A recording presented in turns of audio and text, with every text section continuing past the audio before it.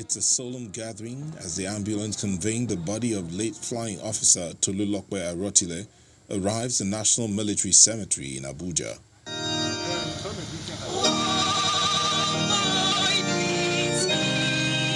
The funeral rites commenced immediately with a faith service led by the director of Nigeria Air Force Chaplaincy. His message focused on the righteous dying. The prophet Isaiah cried out on the fact that nothing seems to bother the society when those who hold the promise for tomorrow are vanishing. And no one seems to bother or worried. The prophet describes them as righteous, men and women that are godly, men and women that are respectful, men and women that are committed to doing good, men and women that live a godly life, men and women that cheat no one. She was enlisted into the Nigerian Defense Academy, Kaduna, as a member of 64th Regular Corps on the 22nd of September. After the citation, a member of her family pays tribute to the sterling qualities of the late officer, just as the Chief of Air Staff reels out her achievements. As a child, Tolulokpe had always dreamed of flying a plane. At that age, her aspirations were blurry. But today, we can gladly all testify to the impact she has made, not only in the Nigerian Air Force, but among family members, friends, colleagues, and the entire nation. As a combat helicopter pilot for several years, I can tell you that this young and confident first female combat helicopter pilot in the history of the Nigerian Air Force braved so many odds to get where she was before her demise. In line with military tradition, a national flag is presented to the family of the late flying officer. With a minute silence in honor of late Tolulokpe Arotile, the casket is lowered, followed by laying of wreath by the Permanent Secretary in the Ministry of Defense and other dignitaries.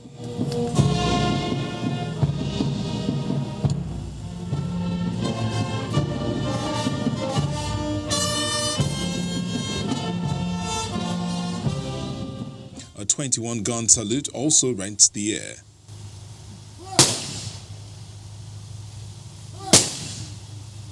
The National Military Cemetery is a place reserved for outstanding military officers, and having written her name in gold as Nigeria's first female helicopter combat pilot, late Tolulokpe Arotile joined other departed heroes to rest eternally in the nation's capital, Abuja.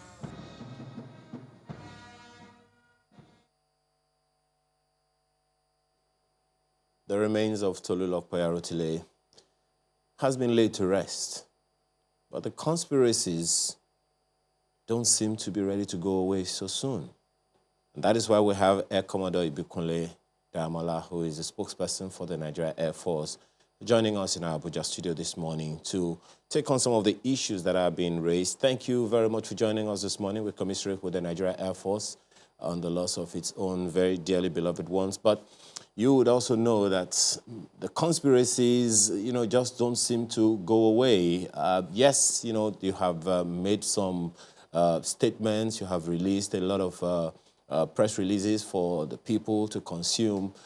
But then there's so many of these conspiracies. First of all, I'm very sure that you know that they are wide and varied. How is your department in the Nigeria Air Force taking this on? Thank you very much for having me on this morning. First of all, I would like to say that the Nigerian Air Force, and I believe indeed the entire nation, is still in deep shock and is mourning the loss of Flying Officer Tolulokpe Arotile because of what she stood for, what she represents, even as the best of us, what she had been able to achieve within her short lifespan of 24 years. So the Nigerian Air Force, starting with the Chief of the Air Staff, Air Marshal Sadiq Baba Abubakar, all the officers, airmen and airwomen, civilian staff of the service are in deep mourning. The Arotile family also is in deep mourning, and I believe, as I said, the entire nation is in deep mourning. But we are consoled by the fact that she left tangible legacies that will stand in the sands of time and will be a reference point for women folk and even young people in Nigeria and beyond to know that they can achieve their dreams, they can realize their full potentials, and they can make an impact in the nation as she has done. Now, because of what she stood for, being the Nigerian Air Force first female combat helicopter in its 56 years history now, it was 55 years when she was winged on the 15th of October 2019. Now, because she was known, not just in Nigeria and beyond, for setting that record along with her colleague, there has, of course, been a lot of interest. There has been a lot of attention that occasioned the fact that she passed away in such an untimely manner. And so the Nigerian Air Force understands this concern. We understand the attention that has been given to this because of the prominence, because also on the 6th of February this year, 2020, she was the one, because of the training she had received, the fact that she also went to Italy to train on the Augusta 109 Power, which indeed is one of the first times that a student pilot, or a student pilot at the time actually, undergoing a basic training at a particular location was taken to go for tactical training in Italy, and she qualified on the Augusta 109 Power, came back to finish her basic training even before she was winged. And so she was very familiar with the characteristics and attributes of the helicopter, and she introduced it to Mr. President, and that was streamed live, to the entire world. So everybody, in one way or the other, knew Tolulope Arotile.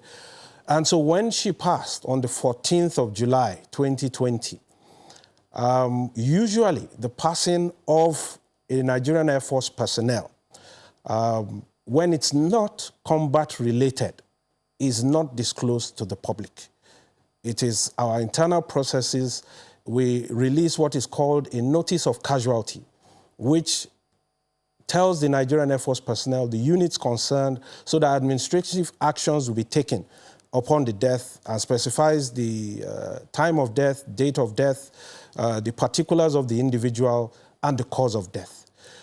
But because of, like I said, how widely she has become, her profile has gone beyond that of the Nigerian Air Force, there was a lot of attention. On that particular day, we heard just all one moment, kinds of Commodore. Just one moment, Commodore Damola. We'll take more of these comments when we return from this break, and also take another guest on this same issue. Let's stay with us.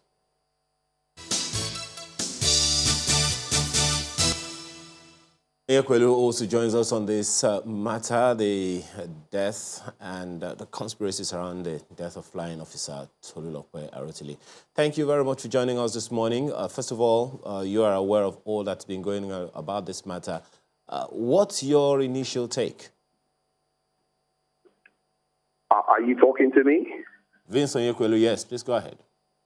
Hi, good morning. Obviously, my initial take will be around that Nigerians, first of all, need to allow our dear sister, and my condolences to her family at this very difficult period, and for her friends and colleagues. We must also show a level of respect to the Nigerian Air Force. So far, so good. They've shown intent to give her a resounding respect that she deserves.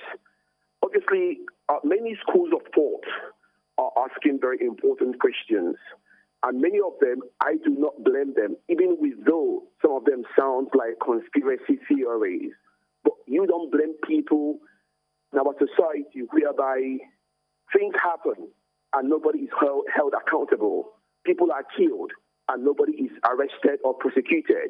So my initial thoughts, these are my initial thoughts, but from my professional perspective, there are very strong questions that Nigerians are asking, which I do support.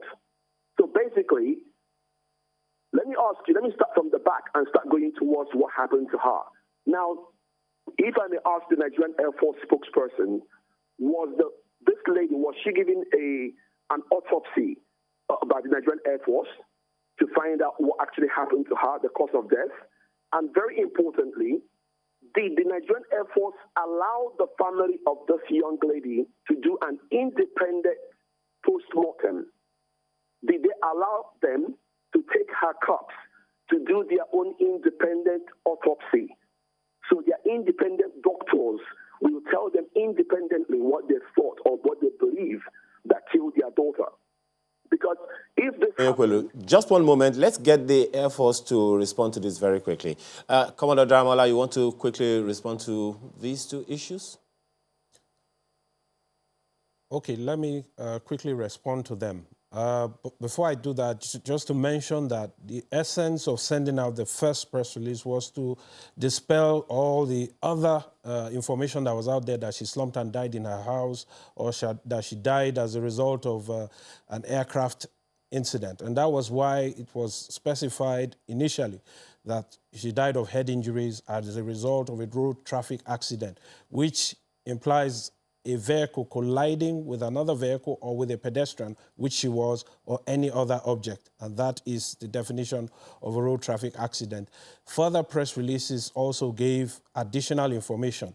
Now, the circumstances surrounding it, of course, they, when they are read out, it could not have been scripted any other way other than what happened, because it was freakish even in nature. But the facts are the facts, and this is how it happened. Now, regarding the request for an autopsy or otherwise, that would be initiated by the family.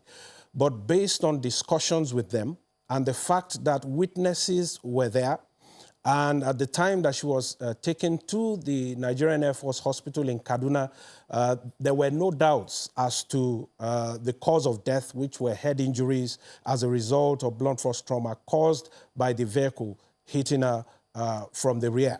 So the family, in consultation with the family, the father, Engineer Akintunde Arotile, in discussions with him, he said he wanted closure on this matter, that he was comfortable with the Nigerian Air Force investigations, which of course is also being transferred to the police, because the police was involved from the outset. That's why I want to address even the issues that were raised yesterday. So regarding the family requesting an autopsy, was not done because it wasn't requested. The cause of death was already known based on the investigation and how she was taken to the hospital, and the confirmation was made. There were no doubts in that regard, and there was no request from the family for that specifically. In other words, the Air Force did not conduct any autopsy? No autopsy was done. Okay. Mr. Fins, I thought you were going to make some other points before we move on to some other issues with Mr. Commodore Damola. Yes. Obviously, I did not hear what he said about if there was an independent autopsy. I didn't get the autopsy. He says that the family said they were comfortable with how the Air Force, had gone about it and their own investigation, so they didn't need to conduct any autopsy, an independent autopsy. Okay, wonderful. My next interesting point I would like to raise will be about, now there's what we call absent victims in investigations, and there's what we call lack of witnesses, physical witnesses in investigation. So my next area of concern would be, since the victim herself, Tolu, is dead, because the dead cannot speak, so she's now an absent victim. Because in Nigeria, we've seen repeated issues where a victim is not given an opportunity to make a case afterwards. So she's out of the way. Now, who else saw what happened apart from the people in that particular vehicle that killed her? Is there no witnesses? Nobody in that vicinity? No cameras in that vicinity? No human being in that vicinity? Was it only her, our dear sister, that passed away? No, no, the commander has spoken about that. He says that, yes, look, the part of the investigation included witnesses who also saw what transpired, so that he's addressed. Okay, fantastic. Another very pertinent issue we need to consider is, has he identified the exact crime scene, the exact spot where this thing happened? I don't want to say it's along Social Road, the exact spot, because that happens to be a crime scene. And obviously, experts, when they go there, yes, I know the elements have taken place. There's been sunlight, there's been rainfall, a lot must have disappeared in that crime scene. But we need to know the exact spot. And very importantly, the type of car that killed her and the make of car. So if it's a Toyota, is it a Toyota Hilux? Is it a Toyota Prado? Is it a Toyota Corolla? And then we need to hear this from him. And we need to move away. After you answer this question, I'll now make my concluding statement. Can you take these questions from me, then I can make my concluding statement? Madama, let me just bring in this to you. Yes, your statement did indicate, at the point which you contacted the police, you also did say now that they were involved from the onset. But some of the questions there as well is, when the Air Force released a statement, since you said the police were involved at the time, one wonders, why couldn't it have been a joint statement, and why then hand over to the police afterwards? Now, there is a process in terms of investigating incidents that occur in the Nigerian Air Force base. First of all, we carry out a preliminary investigation to determine those who may be involved, their level of involvement, to interview witnesses, to look at the scene. And so in doing that, that is our own first stage of investigation, because it happened on the base. Let us know that the Nigerian Air Force has its own Air Police Directorate, where we have forensic investigators, K9 investigators, many of them who are trained both within and out of the country, some of them also who have had stints with the police force, training in police training institutions. So there is that, and there is a lot of collaboration between the Nigerian Air Force Air Provost Squadron or Air Police Wing and the Nigerian police. So at the outset, immediately it occurred, the police was invited from the Kao police station, as mentioned during my press briefing, and also the Kaduna State Police Command was contacted. Yesterday, with due respect to the senior advocate who spoke yesterday, I'm not sure that he went through the details of that press briefing, because all of the issues he raised were there. He apparently chose to select certain aspects and amplify them without looking at others. The invitation of the police was done immediately, and it was escalated to the Kaduna State Police Command when Kawo could not give the required answers. The Federal Road Safety Corps was also invited in terms of providing expert, opinion and investigation in terms of the science of what happened at the scene. So the scene, as asked by the other speaker, Mr. Onyekwelu, was, properly preserved. During that period of time, our own forensic investigators went through the whole thing and extracted all of the information that was required. Like I mentioned, and of course he was asking, there were several witnesses that were interviewed, the eyewitnesses, those after the fact, everyone that had anything to do with the case. So it was a thorough preliminary investigation leading up to that which will be transferred. He alluded yesterday that the car was on one side and weaved to the other side of the road, and that many have been saying that. But even during the press conference, it was mentioned that she was walking on the same side of the road facing onward traffic, and that is the teaching. When you are jogging or walking, you should face where traffic is coming towards you so that you would avoid any incidents. Now, it was when the three occupants of the car, including Mr. Nehemiah Adejo that was driving the car, who incidentally are all her schoolmates from the Air Force Secondary School. The two others were her classmates, while Adejo was her junior by 1 year. And, I heard insinuations that he's 36 years. From the records, these are our schools, or this is our school. And so we have the records of when he entered the school, when he graduated, how old he was born on the 23rd of June, 1996, and that makes him 24 years old. The other two, 24 and 26 years old. So I don't know where they got the age of 36 from. All right, regarding the point you made. What are in the official records. Okay, the point you made about air police, their training, the canines that they've got, the investigation that the air police conducted. So at the point when you handed over to the police, does that then mean that the police is expected to rely on the investigation by the Air Force's air police? By no means. By no means. Every investigation that is going to be handed over to the police, we are required to have our own records of what investigation was carried out. The essence is, first of all, in terms of an inquiry, to determine, as a fact-finding mission, to determine where to apportion blame or otherwise, to determine what actions need to be taken to avoid a reoccurrence, what recommendations need to be made to higher authorities. So all of that has to be on record. The evidence that needs to be gathered that will be kept with us and then transferred to the police has to be properly documented so that there are no gaps that are left behind. In terms of handing over to the police, and actually the handover would be done today, in terms of handing over to the police, it does not preclude any further investigation by the police. They will still call all of the witnesses. They will still interview everybody. Pardon me, they will still also visit the crime scene, but bringing them in from the beginning. Mm-hmm.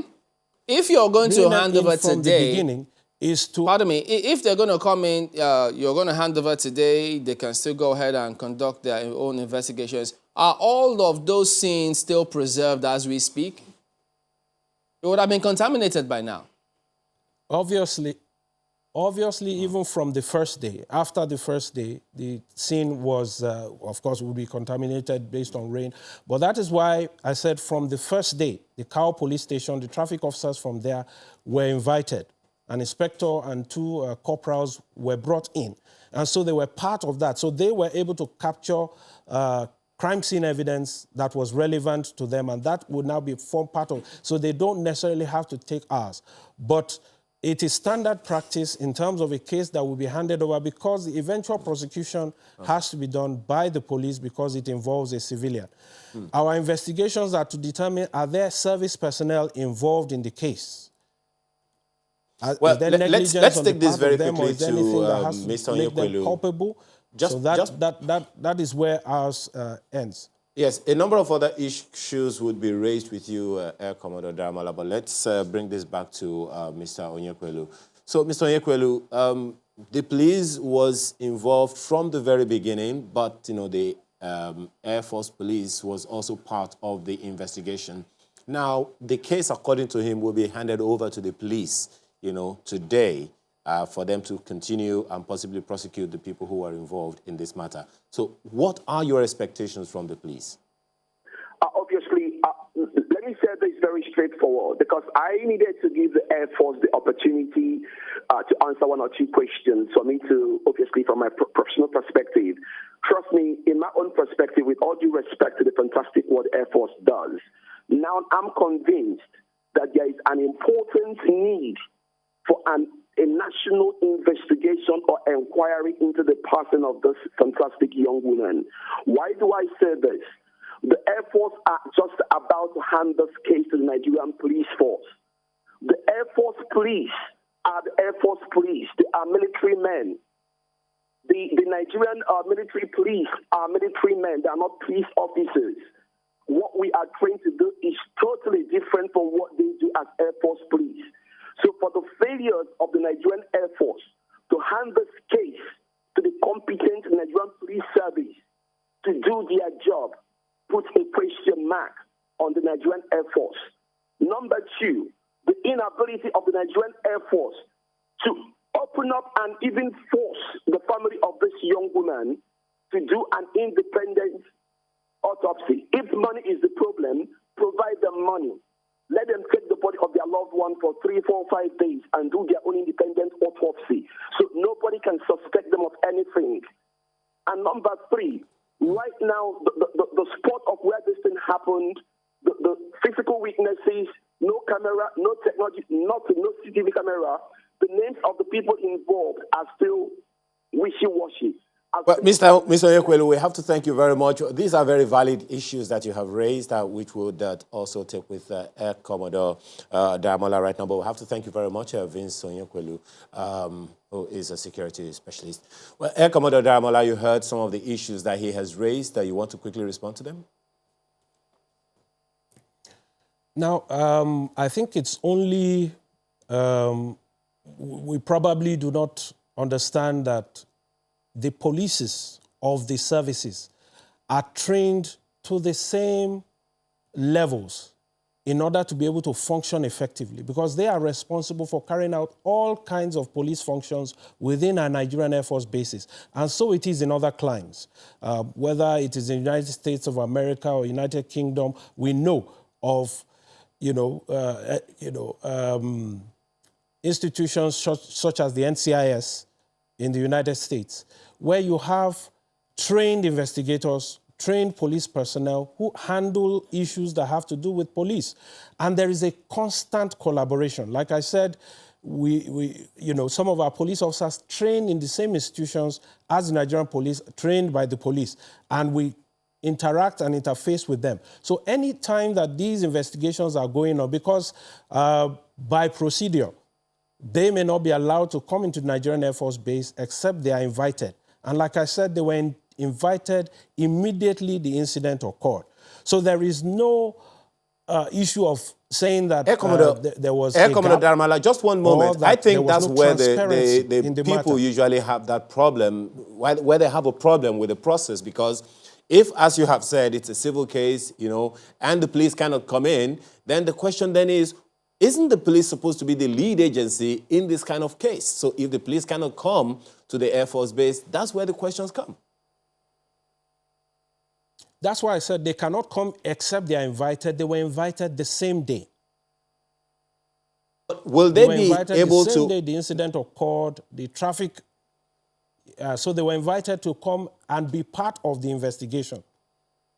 Okay, when they speak about a lead agency and how this should be conducted, yes, the Air Force, they have their professionally trained men to do what they are trained to do. But in this case, there are those who believe that it will be tantamount to an abuse of process if the police were not contacted and then allowed to be the lead agency in this matter, since it involved a civil case.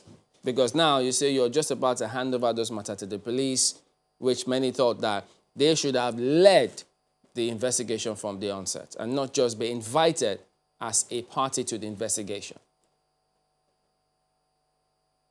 Now, like I said earlier, the processes in terms of what happens, in an incident that happens in the Nigerian Air Force Base is the preliminary investigation is usually carried out by the Nigerian Air Force. But when it, of course, now involves 3 civilians and involves the death of a personnel, the police is invited to begin to work with our investigators in carrying out the investigation. And that is what happened. In terms of now handing over what we have done in terms of the preliminary investigation, giving out the details of it and then handing over to the police is in line with our standard operating procedure in dealing with such cases. Well, so there's nothing that has been done out of the normal. I'm afraid we have run out of time completely. We have to thank you very, very much for taking time in this very, very serious time where the Nigerian Air Force is going through. We appreciate the work you do, and we condole with the Nigerian Air Force, and of course, the entire nation condoles with you as well. Thank you very much for your time this morning and for sharing your thoughts with us. All right, we'll take a break now to take on some of your own contribution to Sunrise Daily today. Please stay with us.